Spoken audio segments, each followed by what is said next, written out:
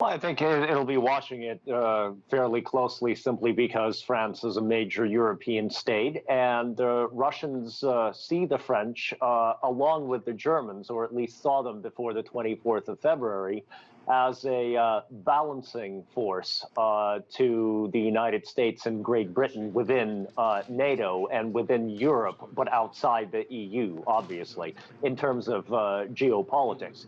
Um, but of course, since the 24th of February, since the invasion of Ukraine, so much has changed, and so much right now is completely unpredictable that the fate of the election, I think, has taken a secondary and I would say even a tertiary spot on Russia's sort of list of priorities. Had it not been for the war right now, I think Moscow would be looking very closely at this election. But given that the genie is out of the bottle, whether it's Macron or Le Pen who comes out on top, and it'll probably be Macron, it really won't matter terribly much. I think the Russians were unfortunately very disappointed by the fact that the French and the Germans could not reach a last moment compromise with the Ukrainians over the Minsk II agreement or over this question of neutrality. And this was, I think we all remember Macron and